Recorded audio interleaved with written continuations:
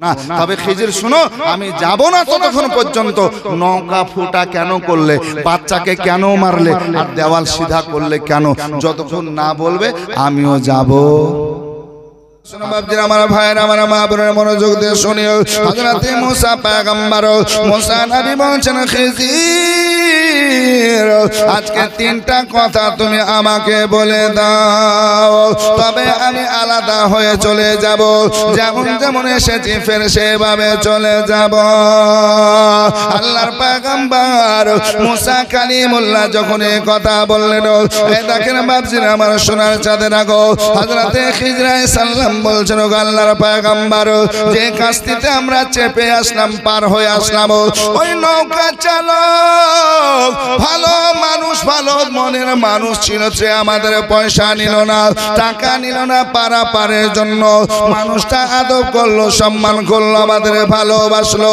ও হুজুর, যখন সে আমাকে দোয়ার জন্য বলল, হুজুর দোয়া করবেন, টাকা নেব না, পয়সা নেব না, তখন আমার নজর পড়লো ঘাটের ওই পারে।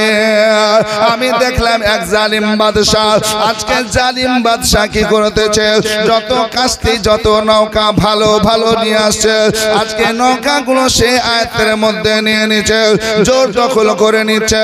আজকে অসহায় মানুষ নৌকা চালিয়ে চালিয়ে সংসার ম্যানেজ করে। আজকে যদি ভালো নৌকাটা ওই জালিম বাদশার কাছে পৌঁছে যায়, আজকে গরিব অসহায় মানুষের নৌকা চলে যাবে, ইনকাম করতে পারবে না, রুজি রোজগার করতে পারবে না। তাই কি করলাম, সুবহানাল্লাহ, আমি নৌকাটা ছিদ্র করে দিলাম, ফুটা করে দিলাম, বলা করলাম, দোষওয়ালা বানিয়ে দিলাম। কারণ যখন নৌকা ফুটো দেখবে, আজকে বাদশাহ জালিম নৌকা নেবে না, নেবে না। কিন্তু হুজুর একটা কথা বলবো, শুনুন। বলছে কি কথা, বলো বলো। হুজুর, নৌকা ফুটা দেখলেন, পানি দেখা যাচ্ছে, কিন্তু পানি নৌকায় আসে না। জোরে হবে না সুবহানাল্লাহ? আর একটু মহব্বতে হবে না?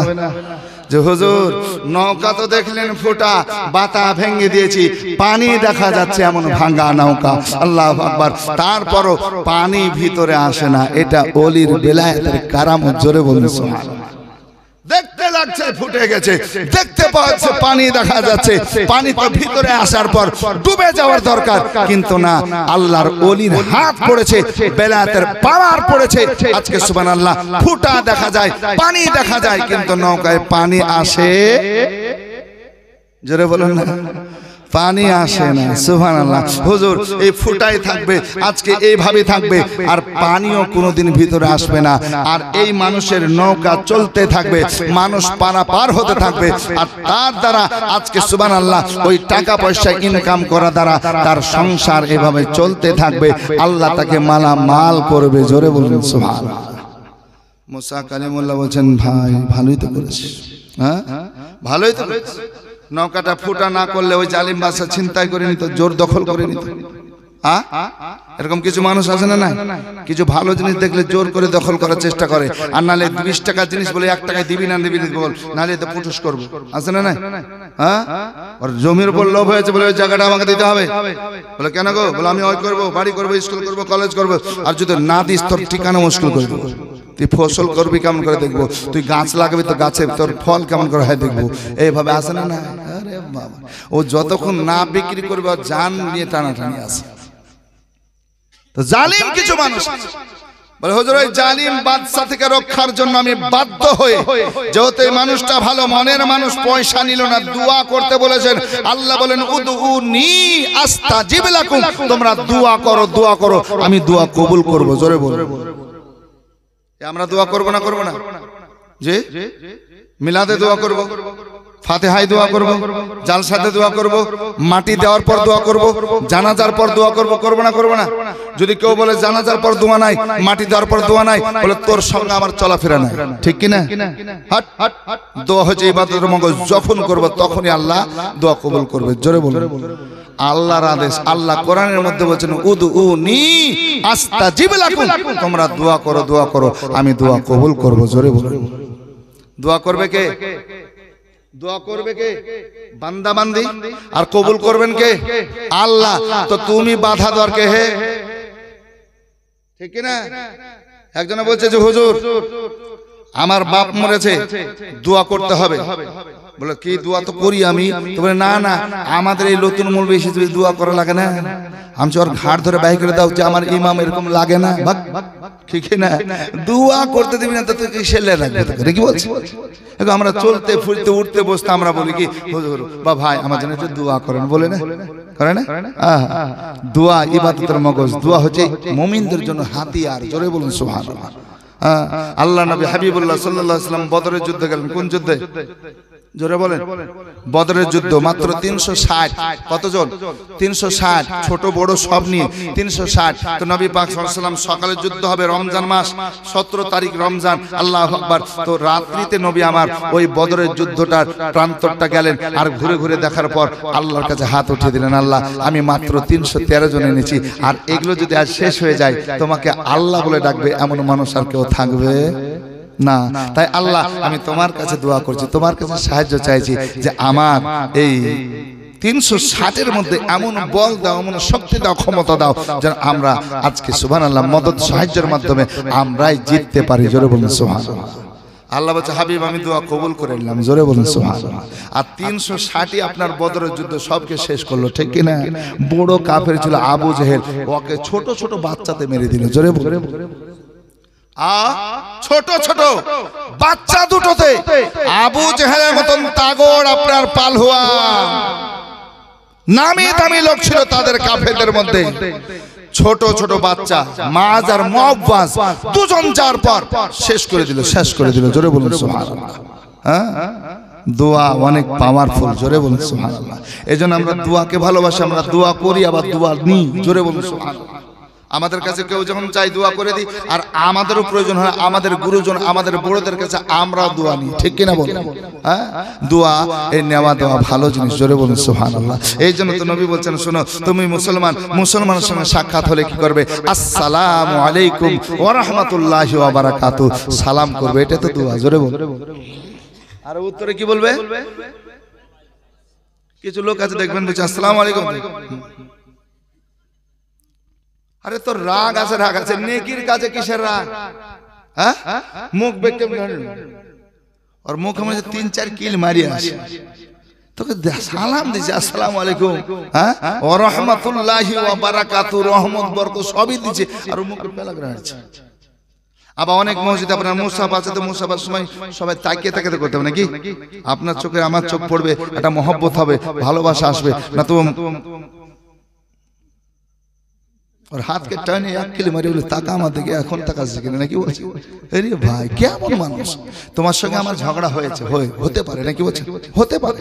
নবী বলছেন 2.5 দিনের আগে কয় দিন? 2 দিন আর হাফ দিন। 2.5 দিনের আগে যে প্রথম কথা বলবে, প্রথম যাওয়ার পর বলবে ভাই আমার ভুল হয়েছে, আমাকে ক্ষমা করো, আল্লাহ নবী বলছেন ক্ষমা চাওয়ার সঙ্গে সঙ্গে আল্লাহ একে ক্ষমা করে দেয়। জোরে বলুন সুবহানাল্লাহ। আর যখন ক্ষমা চাইলে আর ও সুন্দর মনে সুন্নাত মোতাবেক ক্ষমা করে দিল, তো নবী বলছেন দুজনের হাত ছাড়ার সঙ্গে সঙ্গে দুজনেরই মাগফিরাত হয়ে গেল, ক্ষমা হয়ে গেল। জোরে বলুন সুবহানাল্লাহ। আর মানুষ হাইরে রাগ, হ্যাঁ। আর কিছু যুবকেরা আছে আমার ভাই, কিছু আমার ভাইয়েরা আছে, কিছু হলোই না মুখে রাগালে মায়েদেরকে তালাক, এরকম আছে না? আরে তালাক দিবি তো লিবি কেন? কথাটা ভালো করে বুঝেন। তুই তালাক মুখ থেকে বের করবি তা আবার লিবি কেন? হাঁক থুতু করে থুতু ফেললেন, কাশ ফেললেন, পুটা ফেললেন, আবার কি মুখে নিবেন? যদি তোর তালাক দিতেই হয় ভালোভাবে দিয়ে দে, আর জীবনে নিব না। আর যদি তালাক দিয়ে আবার নিবি তো তুই তালাক দিয়ে আবার নিবি, তুই কোন পুরুষ? এজন্য তালাক দিয়েন না। নবী বলছেন তাকে শুধরাও, পরিবর্তন করো, নাকি বলছেন? কিন্তু আমাদের একটু রাগ হলে, রাগটা কিছুই না, তরকারি ঝাল করে দিয়েছে, দে তালাক। বুঝতে পারলেন বাবজিরা আমার ভাইরা, শোনা মানে কেন এটা করিবেন না। আর মা বোনদেরকে বলবো মা স্বামীর মুখে মুখে তর্ক করবেন হ্যাঁ করবেন। একজন গেছে, হুজুর আমাকে একটা তাবিজ দেন। বলে কেন? বলে আমার স্বামী খুব মারে, রোজই মারে। তাই? বলে ঠিক আছে। তো তিনি দেখলেন আল্লাহওয়ালা মানুষ, তো দেখলেন যে মেয়েটারই দোষ আছে, তো একটা তাবিজ দিয়ে বলছিলে এটা মুখের দাঁতে কামড়ে ধরবে। কিসে? তাবিজ লিখে দিলে দাঁতে কামড়ে ধরবে, সবসময় ধরে থাকবে। হ্যাঁ, রাতে শুভ হুজুর, তাও কামড়ি থাকবে, মুখেই থাকবে। ঠিক আছে, 3 দিন পর দেখা করবে। এই আবার 3 দিন পর আসছে, বলে হুজুর আপনার যে তাবিজ। বলে কেন? আর আমাকে মারে না, মারে না। বলে না, সত্যি মারেনি। বলে না। বলে মা তোর তাবিজ আমি কিছুই দিন, এমনি সাদা একটা কাগজ দিয়েছি, কিছুই না। বলে তাহলে মারলো না জি? বলে তোর মুখের দোষ, মুখে তোর মুখ কুটকুটি, কি বলতে কি বলিস, তাহলে তখন মারবি। আর এই যে 3 দিন মুখের দাঁতে কামড়ে ধরেছিলি, তোর স্বামীর সঙ্গে কোনো ঝগড়া করিসনি, কথা কথায় তর্ক করিসনি, আর তোর স্বামী তোকে মারেও নি, এটাই তোর দোষ। এরকম মা আছে না? না ভাবছেন আমার ভাইরা? তো এরকম কাজ করিয়েন না মা, অনুরোধ করবো। স্বামী এত মর্যাদাবান, এতই তাদের সম্মান। নবী বলেছেন যদি আল্লাহর পরে কাউকে সেজদা থাকতো, তাহলে আমি নারীদেরকে হুকুম করতাম নিজ নিজ স্বামীকে সেজদা করো। কিন্তু আল্লাহ ছাড়া সেজদা করা যাবে? আল্লাহ ছাড়া কাউকে সেজদা করা যাবে? পীরকে, পীর সাহেবকে, মাজারে? বলে না, না মাজারে, না পীরকে, না ওস্তাদকে, না বাপ মাকে, না স্বামীকে, কাউকে সেজদা করা যাবে না। সেজদা হবে কার? আল্লাহ। তবে বাপ মায়ের পায়ে চুমা খেতে পারে, বাপ মার পায়ে কদম বুস করতে পারে, এটা সওয়াবের কাজ। জোরে বলুন সুবহানাল্লাহ। এটা সওয়াবের কাজ, কারণ মা পায়ে যদি চুমা দেন আল্লাহর জান্নাতের চৌখাটে চুমা দেওয়া হয়। জোরে বলুন সুবহানাল্লাহ।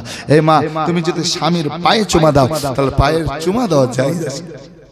স্বামীর পায়ে স্ত্রী তুমি চুমা দিতে পারবে। জোরে বলুন সুবহানাল্লাহ। কারণ স্বামীর পদতলে তোমার বেহেশ, মানে স্বামীর খিদমতে, স্বামীর সেবাতে তোমার জান্নাত। জোরে বলুন সুবহানাল্লাহ। বাপজিরা, আমার ভাইরা, আমার মায়েরা, এটার জন্য আমরা করতে পারি, শিক্ষাগুলো যেন নিতে পারি। হ্যাঁ, আরে মায়ের সেবা করলে হযরত ওয়াইস করনি দেখলেন না হুজুরের চেহারা নূরানি।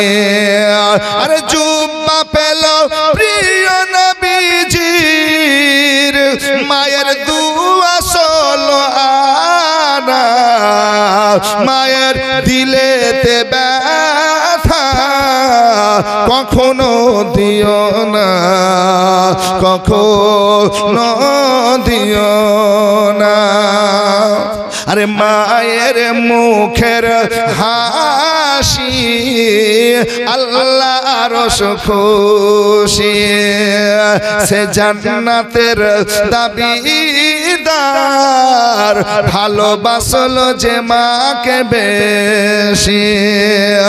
আরে মায়ের পাক কদমের নিচে ওই জান্নাতের ঠিকানা, মায়ের দিলেতে ব্যথা কখনো দিও না, কখনো দিও না।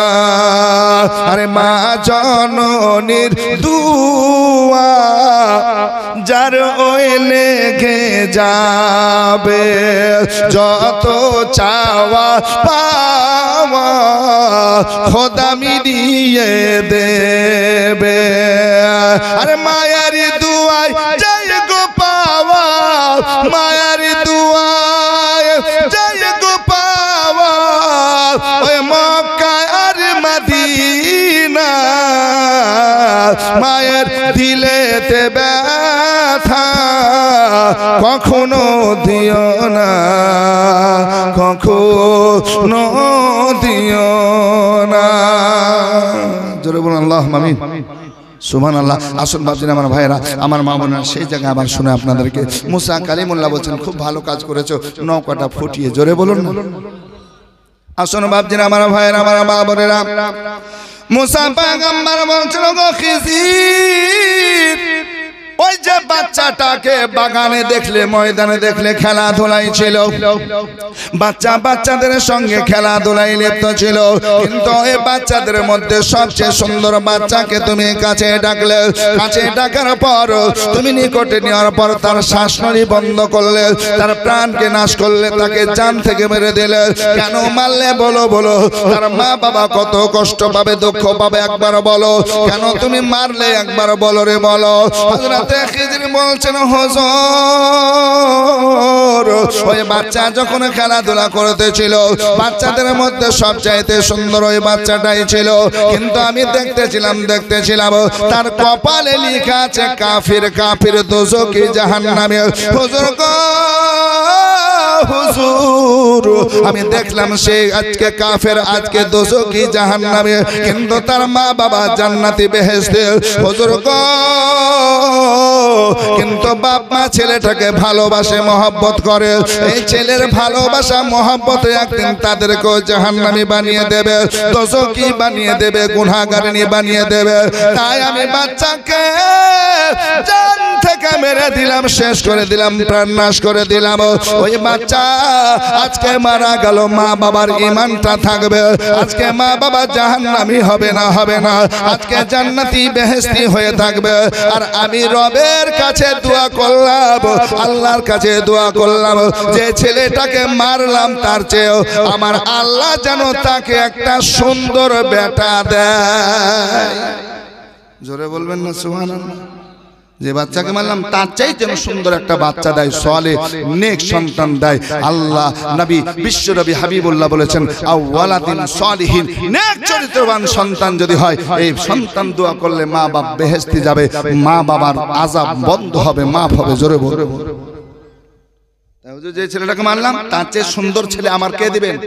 আল্লাহ দান করবেন, তাকে আমার বেটা দিবেন, আর তার চেয়ে কি হবে? ভালো হবে, আর সে হবে জান্নাতি, সে হবে মুমিন মুমিনা। জোরে বলুন।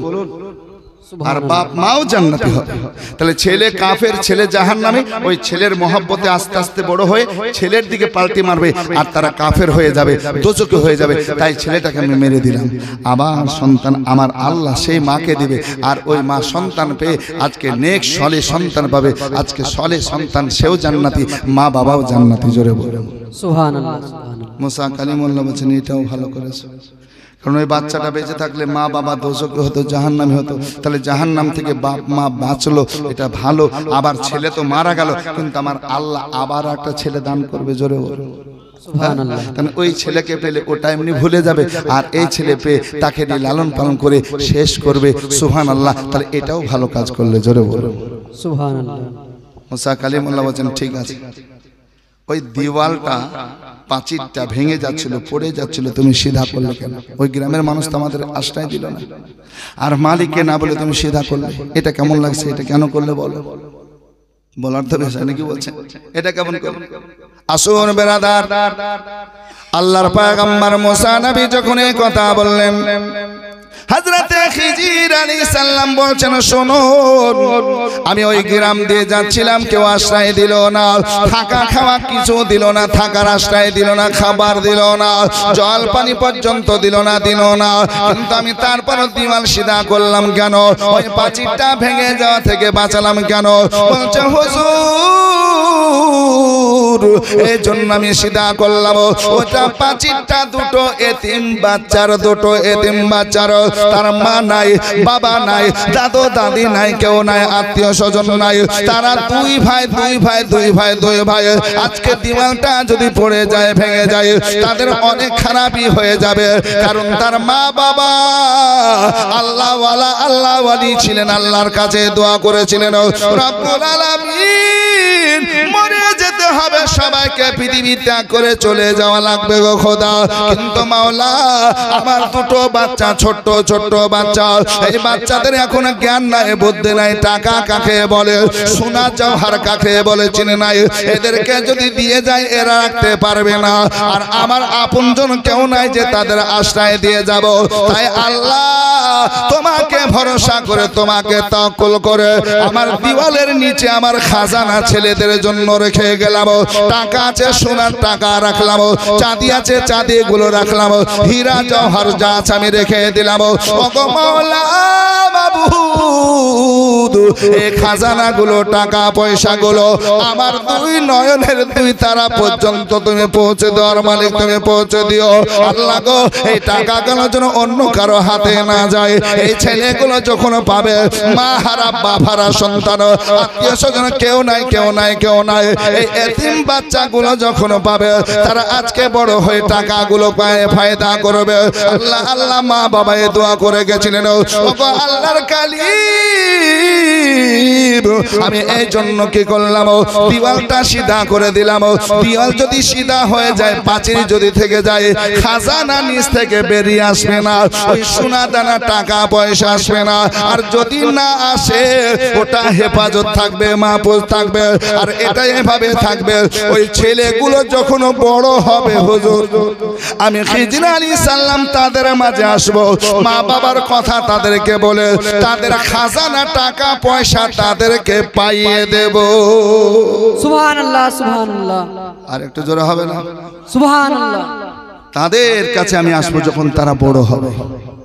আর বড় হয়ে আল্লাহু আকবার যখন বুঝবে সম্পদ, যখন বুঝবে টাকা পয়সা, আমি তাদের মাঝে আসবো। আর বাপ মাঝে খাজানা রেখে গেছেন, সেই খাজানাগুলো আমি বলে দিয়ে আল্লাহু আকবার আমি আপন জায়গা আবার চলে যাব। জোরে বলুন সুবহানাল্লাহ। হযরত মুসা কালিমুল্লাহ বলছেন, ওগো খিজির, এটা খুব ভালো কাজ করেছো। জোরে বলুন। হ্যাঁ, সোনার মদিনা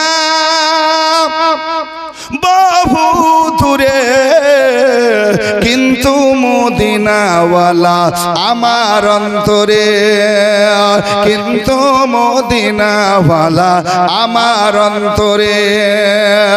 যে গিয়েছে একবার সোনার মদিনা, তার মনে আর কোনো দুঃখ রইল না। যে গিয়েছে একবার সোনার মদিনা, তার মনে আর কোনো দুঃখ রইল না। আমার অন্তর জুড়ে মদিনা আছে রে, অন্তর জুড়ে মদিনা আছে রে। মদিনা মদিনা বলে, মদিনা মদিনা বলে জিকির করি রে, মদিনা মদিনা বলে জিকির করি রে। আল্লাহুম্মা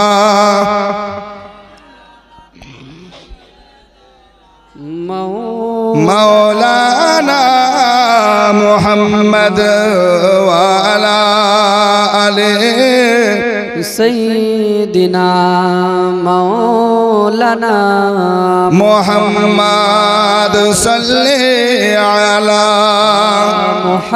মুহাম্মাদিন সাল্লাল্লাহু আলা মুহাম্মাদ। হরদম ज़बान से निकालो पाक नामे मोहम्मद, हरदम ज़बान से निकालो शफियाना মোহাম্মদ সাল্লাল্লাহু আলাইহি সাল্লাম। তো মুসা পয়গম্বর, মুসা কালিমুল্লাহ একজন পয়গম্বর, আর খিজির আলাইহিস সালাম আসল তত্ত্ব হচ্ছে তিনি আল্লাহর ওলি, আল্লাহর বন্ধু। জোরে বলুন না সুবহানাল্লাহ, আল্লাহু আকবার। তাহলে একজন নবী একজন ওলির কাছে কেন যাচ্ছেন? ওলির মর্যাদা বেশি না নবীর? জোরে বলুন। নবী, তিনাদের তুলনা করা যায় না, কিন্তু তারপরও একজন মুসা পয়গম্বর হয়ে, নবী হয়ে ওলির কাছে আসছেন। আল্লাহু আকবার। কেন? এটা এই মুসলমানকে শিক্ষা দেওয়ার জন্য। আল্লাহু আকবার। নবী পাক সাল্লাল্লাহু আলাইহি সাল্লাম বলেন, তোমাদেরকে শেখানোর জন্য যে আজকে সুবহানাল্লাহ তোমরা কি করবে? আল্লাহর ওলির দরবার যাবে। কেন যাবে? ফায়েজ বরকত হাসিলের জন্য। ওলির দরবার কেন যাবে? শিক্ষা করার জন্য। তাদের কাছে শিক্ষা নেবে, নামাজ পড়তে হবে, রোজা করতে হবে। আল্লাহু আকবার। আল্লাহ আল্লাহ রাসূলকে কেমন করে পাবো? এর জন্য যাওয়া লাগবে। জোরে বলুন। আচ্ছা বলুন তো, মা বাপকে ভাত দেয় না, বাবা পীরের দরবার যেতে পাবে নাকি? জোরে বলতে হবে আপনাদের। যে মা বাপকে কথা বলে না, মা বাপকে গালে, তার পীরের কাছে ডোঙ্গা ডোঙ্গা আপনার ফল ফ্রুট নিয়ে আসসালামু আলাইকুম হুজুর এসেছি, আমরা দোয়া করেন, কাজ হবে? হ্যাঁ, আমি ওই পীরদেরকেও বলি যে তুমি পীর সেজেছো আর তুমি পীর হয়ে শুধু ধামার দিকে টাকার দিকে তাকাচ্ছো, তাও হবে? মুরিদ তোমার কাছে এসেছে, মুরিদ বাপ মার সেবা করে কিনা, আমার কাছে কটা ফল নিয়ে আসলি, ক টাকা দিলি তুই, তোর বাপ মাকে দিস কিনা, ওই খবরটা তোমার নেওয়া উচিত, ঠিক কিনা বল? আর কেউ পীর তো এরকম করে শুধু পকেট বস্তা নিয়ে আসে, লেবর আছে না, শুধু ভরে আসা আর আমি খেয়ে যাবো, কিয়ামতে যা হবে হবে, আছে না? ও বাপ, এরকম করিয়েন না। যদি আপনি পীরের দরবার যান, আমি নিষেধ করছি না, যান, যেতে হবে। আল্লাহর ওলি, সুবহানাল্লাহ, জিন্দা ওলি, যেতে হবে, যেতে হবে। কিন্তু মা বাপ যদি থাকে, তার খিদমত করা লাগবে, তার সেবা করা লাগবে। এই গজলের মাধ্যমে শুনলেন হযরতে ওয়াইস কুরনি, আজকে সুবহানাল্লাহ মায়ের সেবা করতে করতে, সেবা করতে করতে আল্লাহ নবীর পর্যন্ত যেতে পারেনি। তা আল্লাহ নবী জুব্বা কি করলেন, নিজের পরনের জুব্বা ওই ওয়াইস কুরনির জন্য পাঠালেন। জোরে বল, মায়ের সেবা করেছে। মাকে মা বলে 6 মাস থেকে ডাকাডাকি আছে, সুবহানাল্লাহ। আর তুমি পীরের দরবারের মুরিদ হয়ে, রে বাবা আমি অমুক পীরের দরবার, আরে বাবা খুব নাম করেছো, বাপকে কথা বলো না।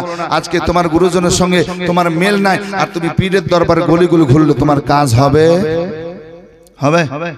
ওই কিয়ামতের দিন বড় হবে যে কঠিন, পাপ পুণ্যের বিচার খোদা করিবেন সেদিন, পাপ পুণ্যের বিচার খোদা করিবেন সেদিন। তুমি সেদিনতে জায়গা দিও ইয়া রাসূলুল্লাহ, তুমি সেদিনতে জায়গা দিও তোমার চরণে, শান্তি সুধা আছে নবী তোমার চরণে। ওই তো চোখের আগুন সেদিন জ্বলিবে দ্বিগুণ, তাহা দেখে ভীতু হবে আমাদের মন, তাহা দেখে ভীতু হবে আমাদের মন। আমি সেদিনতে লুকিয়ে যাব ইয়া রাসূলুল্লাহ, আমি সেদিনতে লুকিয়ে যাব তোমার চরণে, শান্তি সুধা আছে নবী তোমার চরণে। কঠিন দিনে জায়গা দিও তোমার চরণে। আমরা মুসলমান নাকি বলছেন? আমাদের কালেমা কি? লা ইলাহা ইল্লাল্লাহ মুহাম্মাদুর রাসূলুল্লাহ সাল্লাল্লাহু আলাইহি ওয়াসাল্লাম, এটা আমাদের কালেমা, ঠিক না ভাই? কিন্তু আমরা মুসলমান হয়েও যদি এই কালেমা না জানি, এই চাইতে আর দুঃখ কষ্ট আছে গো? কি ভাই খারাপ বলছে? আমার মা বোনেরা আছেন, প্রথম শিক্ষক শিক্ষিকা হচ্ছে মা বাপ। ছোট্ট ছেলেদের শিখাবে কে? জোরে বলে। উঠতে বসতে চলাফেরা যখন কথা শিখবে, মা বাপ বলবে, তখন কালেমা শেখাতে হবে, বিসমিল্লাহ পড়া শেখাতে হবে, নামাজের কথা বলতে হবে, ভালো ভালো কথাগুলো কে শেখাবে? মা বাপ। এবার মা বাপই জানে না তো করবে কি? একাধবার খুব রাগ হয়। এমনি তো বিয়ে শাদী খুব কম পড়ায়, কি বিয়ে পড়া খুব কম, এখন রেজিস্ট্রারি চালিয়ে দিছে, আমাদের অতটা প্রয়োজন হয় না। খুব কাছের মানুষ যদি হয় তো একাধজনা খুব ডাকে, হুজুর আপনি ইমাম সাহেব মানে চলে, আমার মেয়েটা সুবহানাল্লাহ বিয়ে দিচ্ছে, একটু চলে চলে। তো আমরা এই আপনাদের এলাকায় এই জামাই আসলে, দুলহা আসলে কালেমা পড়ায় না? কি গো, হ্যাঁ হুঁ করবেন? পড়ায় না? পড়া ইমাম সাহেবরা পড়ায়, কই ইমাম সাহেবরা পড়ান, এই যে ভাই আমার আছেন সুবহানাল্লাহ, পড়ায় না? তো পড়াতে বসে তখন বলে পড়ো লা ইলাহা ইল্লাল্লাহ মুহাম্মাদুর রাসূলুল্লাহ, এবার বলে না? তো বাবু বিয়ে করতে এসে বলছে লা ইলাহা ইল্লাল্লাহ, বলো লা ইলাহা ইল্লাল্লাহ।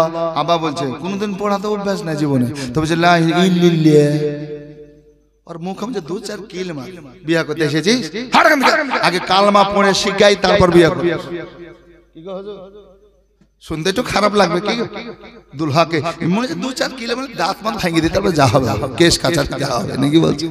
তুই কালমা পড়তে জানলি না, বিয়ের জন্য ছোটাছুটি হ্যাঁ, ডাইরেক্ট মা বাপকে বলছে বিয়ে দাও না তো কলকাতার যাব না, এরকম ছেলে আছে না? আর কালেমা পড় নাই, আর এত বড় মোবাইল, বাপ জানে না ছেলের নাম, চুল কেটেছে তেরে নাম, ঠিক না? বাপজিরা আমার ভাইরা, তাহলে মা বাবার অভিভাবকের দোষ আছে না? আসুন বাপজিরা আমার ভাইরা, আল্লাহর নবী বিশ্ব নবী সাল্লাল্লাহু আলাইহি সাল্লাম তিনি বলেন তালাবুল ইলমি ফারিদাতুন আলা কুল্লি মুসলিমিন ওয়া মুসলিমাতিন, প্রত্যেকটা নর নারীর জন্য ইলমে দ্বীন শেখা ফরজ। অতএব ইলমে দ্বীন শেখাও, তুমি ছেলে মেয়েকে শেখাও, তুমিও শেখো। আল্লাহর নবী হাবিবুল্লাহ বলেছেন, আল্লাহর নবী হাবিবুল্লাহ সাল্লাল্লাহু আলাইহি সাল্লাম বলেছেন, ওগো আমার উম্মত উম্মতিরা, তোমার বাড়ির পাশে নদী আছে, পুকুর আছে, তলাব আছে, ওই নদীতে যদি তোমরা দিনে রাতে 3 বার না 5 বার করে গোসল করো, এই 5 বার যদি গাটা ধৌত করে গোসল করো, পানি দিয়ে আজকে ধৌত করো, ওগো আমার আশিকানরা বলো বলো, তোমাদের শরীরে ময়লা মাটি দুর্গন্ধগুলো থাকবে কিনা একবার বলো। আশিকানরা বলছেন, ইয়া রাসূলুল্লাহ, ইয়া হাবিবাল্লাহ, বাড়ির পাশে যদি আজকে নদী থাকে, পুকুর তলাব থাকে, আর তাতে যদি আমরা 5 বার করে গোসল করে, আমাদের শরীরে ময়লা মাটি থাকবে না, আমাদের শরীরে দুর্গন্ধ থাকবে না, আমাদের শরীরটা পাক সাফ হয়ে থাকবে। নবী আমার বলছেন, আমার আশিকানরা সাহাবারা শোনো, আমার আল্লাহ তোমাদের জন্য 5 ওয়াক্ত নামাজ দিয়েছে, এই 5 ওয়াক্ত যদি নামাজ তোমরা পড়ে নাও, যেমন গোসল করলে পানি দিয়ে শরীর ধৌত করলে শরীরে ময়লা মাটি দুর্গন্ধ থাকে না, আল্লাহ এই 5 ওয়াক্ত নামাজ দিয়েছেন, এই নামাজ পড়লে কোনো পাপ থাকে না, গুনাহ থাকে না। এ মুসলমান, নামাজ আপনার জান্নাতের দিকে নিয়ে যায়। আল্লাহ নবী সাল্লাল্লাহু আলাইহি সাল্লাম নামাজে যখন দাঁড়িয়ে যেতেন রে বাবা, আল্লাহু আকবার কবিরা, নবী মুস্তাফার মোবারক পাগুলো ফুলে ফুলে যেত। মা আয়েশা সিদ্দিকা হুমায়রা রাদিয়াল্লাহু তাআলা আনহা বলেন, ইয়া রাসূলুল্লাহ, ইয়া হাবিবাল্লাহ, আপনি নিষ্পাপ নবী, আপনার আগে পরে কোনো পাপ নাই, গুনাহ নাই নবী গো, তারপরও এত পরিশ্রম করেছেন, সারা রাত আপনি ইবাদত করতেছেন, নামাজ আদায় করতেছেন, নবী গো, ইয়া রাসূলুল্লাহ, ইয়া হাবিবাল্লাহ, পাগুলো ফুলে ফুলে যাচ্ছে, আপনি কমাতে পারেন না।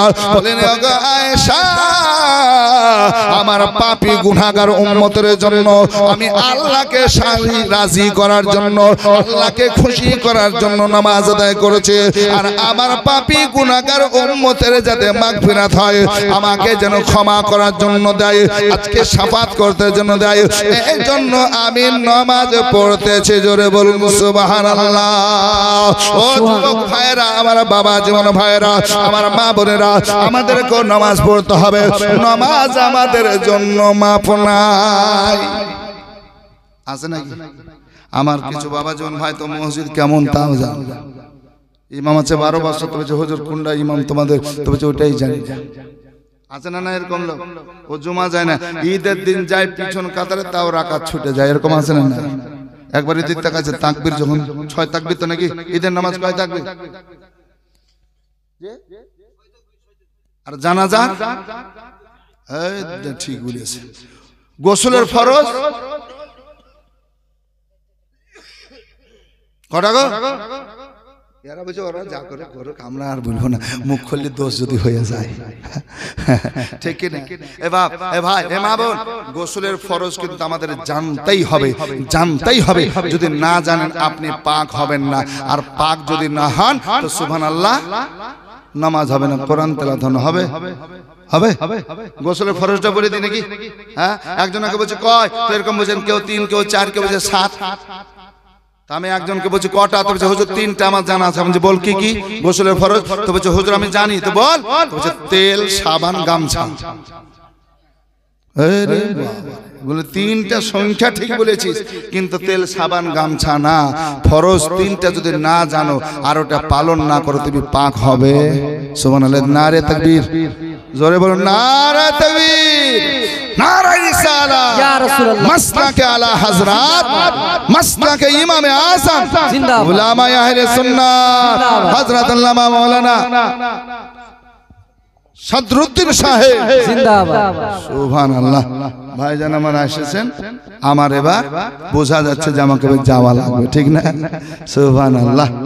আসুন ভাই, আমার ভাইজান সকালে ফোন করেছিলেন, খুব মহব্বতের ভাই, সুবহানাল্লাহ।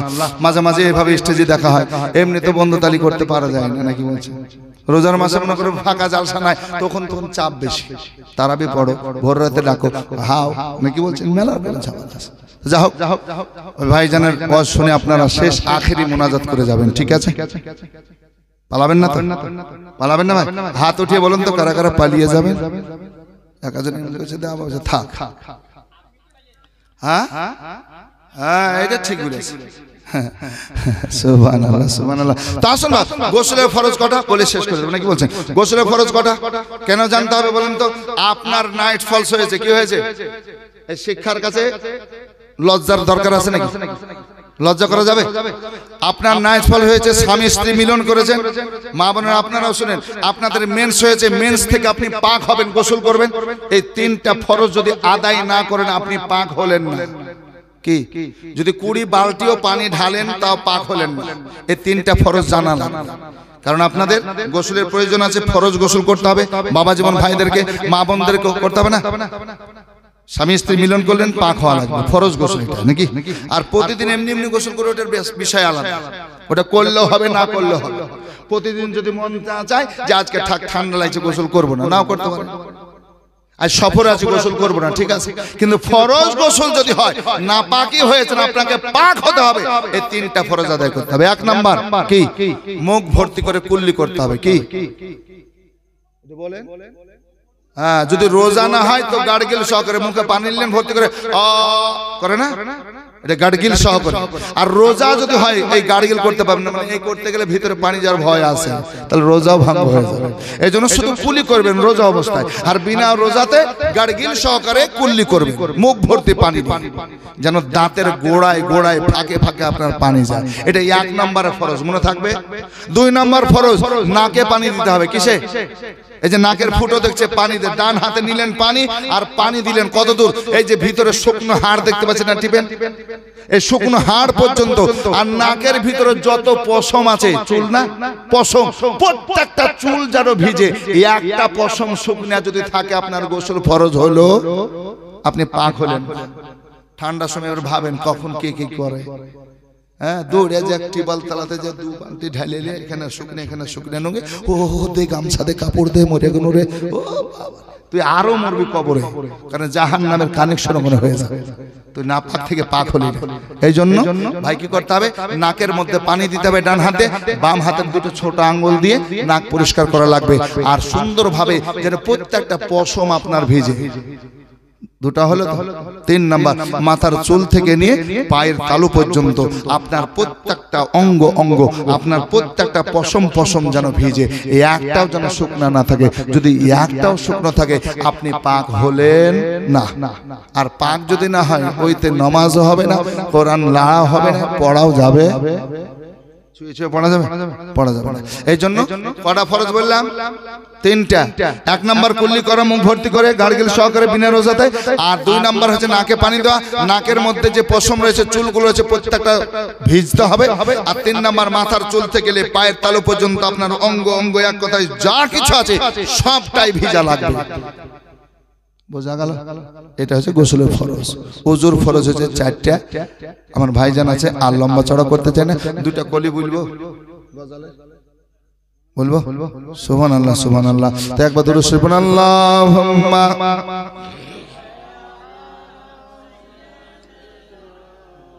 মাওলানা মুহাম্মাদ ওয়ালা আলি